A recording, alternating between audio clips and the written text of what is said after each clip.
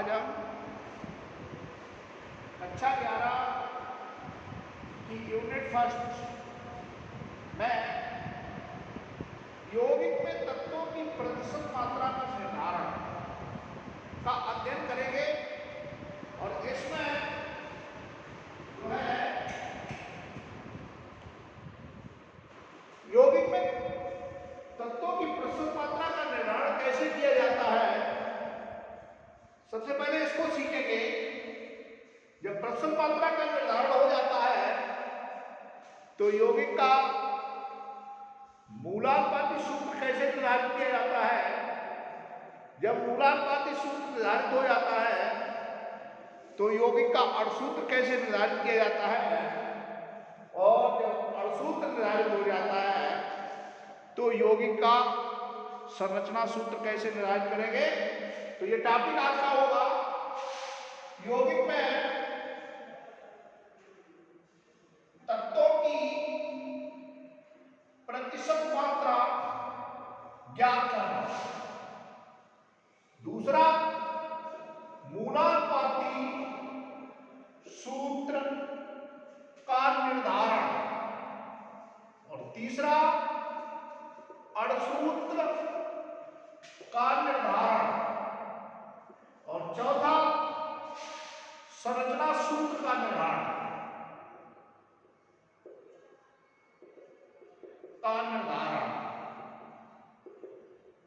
तो सबसे पहले यौगिक में तत्वों की प्रतिशत मात्रा निर्धारित की जाएगी। उसके बाद यौगिक का मूलानुपाती सूत्र निर्धारित किया जाएगा। उसके बाद यौगिक का अणुसूत्र निर्धारित किया जाएगा और उसके बाद निर्धारित किया जाएगा यौगिक का संरचना सूत्र। तो सबसे पहले टॉपिक है इसमें यौगिक में तत्वों की प्रतिशत मात्रा निर्धारित करना। तो इस टॉपिक के अंतर्गत सबसे पहले जिस यौगिक में तत्वों की प्रतिशत मात्रा निर्धारित की जाती है उसके लिए यौगिक का अणुभार ज्ञात करना होता है। तो अणुभार ज्ञात कैसे किया जाता है, जैसे कैल्शियम कार्बोनेट का अणुभार बराबर, इसमें कैल्शियम परमाणु 1 है, कार्बन 1 है, ऑक्सीजन 3 है। तो 1 गुणे कैल्शियम का परमाणु भार धन 1 गुणे कार्बन का परमाणु भार धन 3 गुणे ऑक्सीजन का परमाणु भार। निकालना है अगर हम 1 गुणे कैल्शियम का परमाणु भार कितना होता है 40 प्लस 1 गुणे कार्बन का परमाणु भार कितना होता है तो 12, 1 गुणे यहाँ पर 3 गुणे ऑक्सीजन का परमाणु भार होता है 16। तो 40 12 48 बराबर ये 100 हो गया। 8 और 10 100 हो गया। माने कैल्शियम कार्बोनेट का अणुभार कितना आया 100। ठीक, तो इस प्रकार कैल्शियम कार्बोनेट का परमाणु भार निकालेंगे। अगर हम निकालना चाहें जहां पर अन्य भी अणुभार निकालने चाहें इसी तरीके से अणुभार का निर्धारण करेंगे। जब अणुभार निर्धारित हो जाता है तो यहां पर इसी एक नियम लगा दिया जाता है। यहां पर हम लिखें इसका अणुभार कितना है 100 और 100 में कैल्शियम कितना है 40, 100 में कार्बन कितनी है 12 और ऑक्सीजन कितनी है 48। तो यहां पर हम लिखें चूंकि 100 ग्राम कैल्शियम कार्बोनेट में Ca की मात्रा बराबर कितनी है 40 ग्राम। कैल्शियम 40 है, कार्बन 12 है, ऑक्सीजन 48 है। तो 1 ग्राम में 1 ग्राम कैल्शियम कार्बोनेट में Ca की मात्रा 40/100 और 100 ग्राम में तो 40/100 और गुणे 100। ये काट दो 40%। Ca की प्रतिशत मात्रा बराबर, ये आ गई हमारी, कितनी आ गई? 40%। ठीक इसी प्रकार निकालना चाहे आप तो निकाल सकते हैं किसकी मात्रा? कार्बन की। तो यहां पर लिखेंगे 100 ग्राम कैल्शियम कार्बोनेट में कार्बन की मात्रा बराबर कितनी? 12। तो एक में 12/100, 100 ग्राम में 12/100 गुणे 100, ठीक, बराबर, यह आ जाएगा 12%। ठीक, माने CaCO3 में C की प्रतिशत मात्रा बराबर 12%। इसी प्रकार तीसरा ऑक्सीजन, तो ऑक्सीजन की है तो हम निकाल सकते हैं 100 ग्राम में कितनी है? 48। ठीक, तो यहां लिखेंगे 100 ग्राम कैल्शियम कार्बोनेट में O की प्रतिशत मात्रा बराबर कितनी है इसमें? 48। तो एक में 48/100, 100 में 48/100 गुणे 100, ठीक, बराबर 48%। CaCO3 में O की प्रतिशत मात्रा बराबर इतनी होगी। इसको आप नोट कर लें जल्दी से।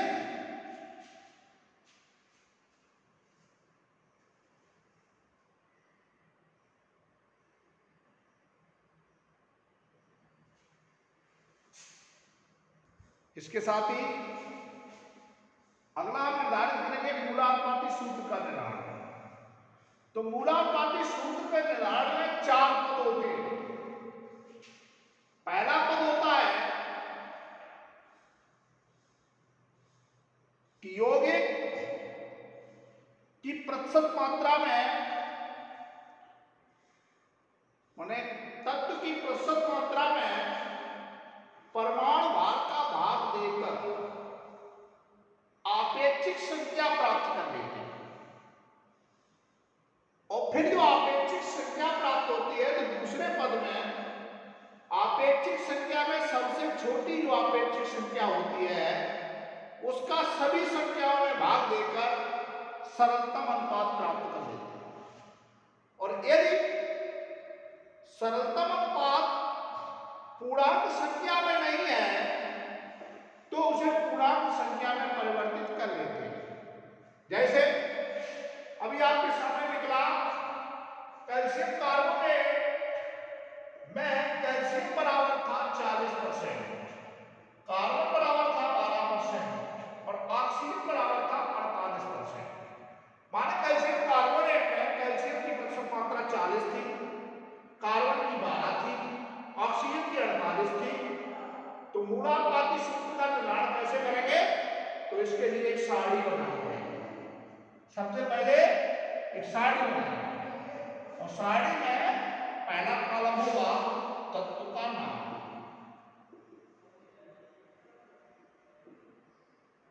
दूसरा होगा तत्व की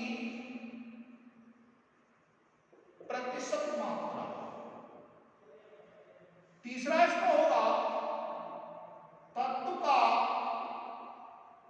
परमाणु भार और चौथा होगा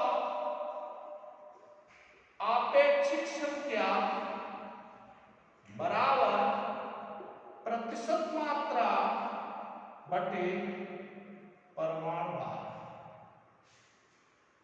और अगला सरलतम अनुपात। तो इसमें 3 तत्व दिए गए हैं, कैल्शियम दिया गया है, कार्बन दिया गया है और ऑक्सीजन। इनकी प्रतिशत मात्रा दी गई है 40, 12 और 48। इन तत्वों के परमाणु भार होते हैं, कार्बन का होता है 12, ऑक्सीजन को बेंजीन का होता है 40 और कार्बन का होता है 12, ऑक्सीजन का होता है 16। तो यहां पर हम आपेक्षिक संख्या निकालेंगे। आपेक्षिक संख्या बराबर प्रतिशत मात्रा ये है और परमाणु भार ये है।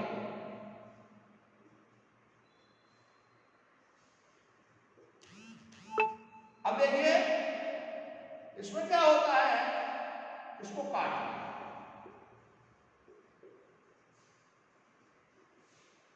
क्या पूर्णांक संख्या आ गई।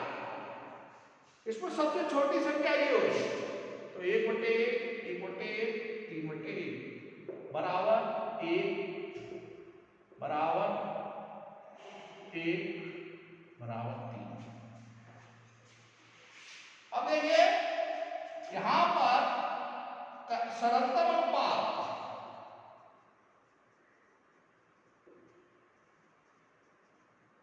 सी अनुपात ओ, तो कितना आया 1:1:3। सूत्र बना लेंगे। सी कितना है 1, सी कितना है 1 और ओ कितना है 3। ये हमारा हो गया मूला अनुपाती सूत्र।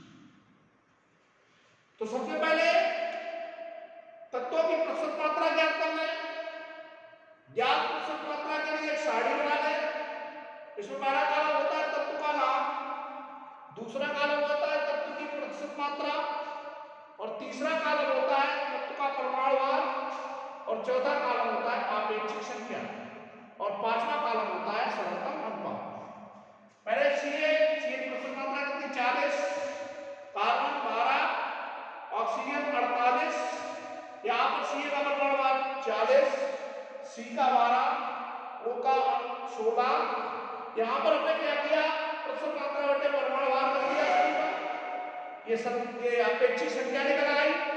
आपेक्षिक संख्या में सबसे छोटी आपेक्षिक संख्या 1 है, तो इसका सब में भाग दे दिया 1/1/3/1। ये सरलतम अनुपात निकला। सरलतम अनुपात कितना था सी अनुपात सी अनुपात ओ कितना है 1:1:3। सरलतम अनुपात से अनुपाती सूत्र बनाएंगे CO3 CaCO3 मूलानुपाती सूत्र से नोट कर लें।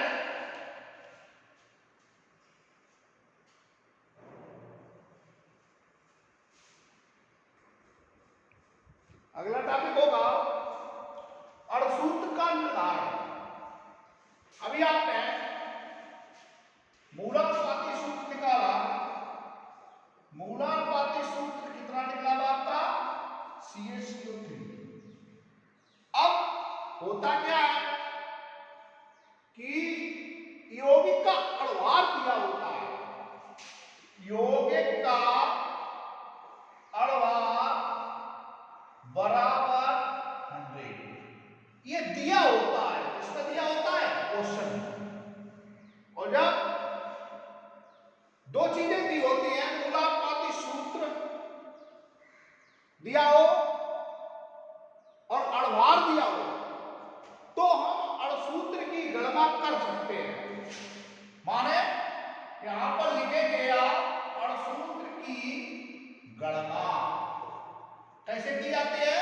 तो इसमें होता है अणु सूत्र बराबर मूलानुपाती सूत्र की पावर n और n बार होता है n बराबर होता है अणु भार बटे मूलानुपाती सूत्र। ये दो सूत्र लगते हैं। आप कैसे निकालेंगे? सबसे पहले n का मान निकालेंगे। तो n का मान के लिए मूलानुपाती सूत्र भार चाहिए, इसका सूत्र भार चाहिए। तो हम निकाल लें मूलानुपाती सूत्र भार बराबर कैसे निकलेगा। मूलानुपाती सूत्र हमारा कितना है CaCO3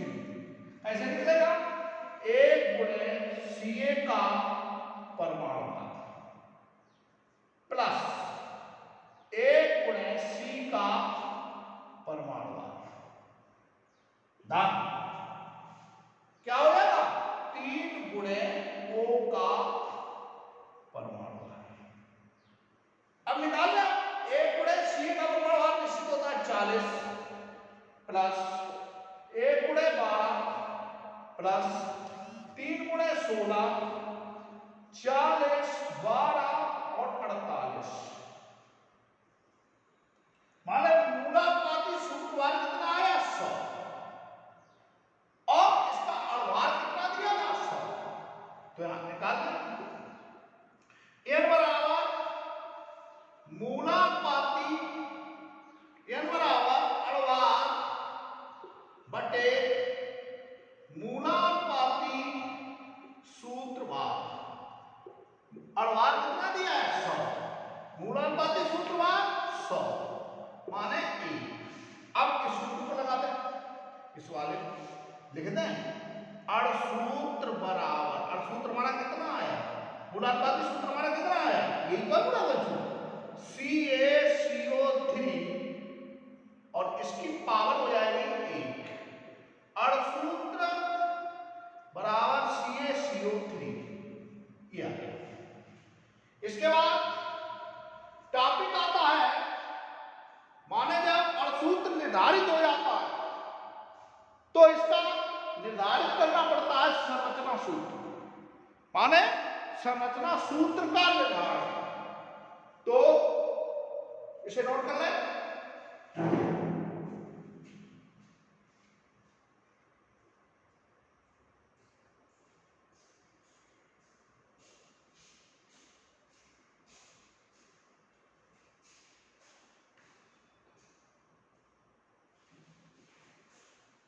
आगे देखें संरचना सूत्र का निर्धारण कैसे करेंगे। ये हमारा आ गया अड़सूत्र। अड़सूत्र अगर दिया हो तो संरचना सूत्र का निर्धारण कैसे करेंगे, संरचना सूत्र का निर्धारण कैसे करेंगे, तो संरचना सूत्र का निर्धारण करेंगे यहां पर CaCO3 का संरचना सूत्र। तो इसमें कैल्शियम के वायुतम कोष 2 इलेक्ट्रॉन होते हैं और C के वायुतम कोष 4 इलेक्ट्रॉन होते हैं और ऑक्सीजन कितने 3 परमाणु। तो 1 2 और 3 इनके वायुतम कोष में 6 इलेक्ट्रॉन होते हैं।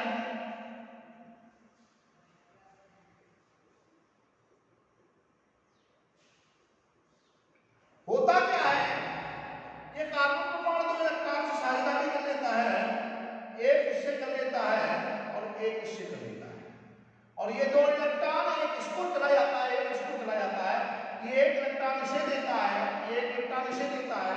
तो संरचना सूत्र आ जाता है Ca डबल पॉजिटिव CO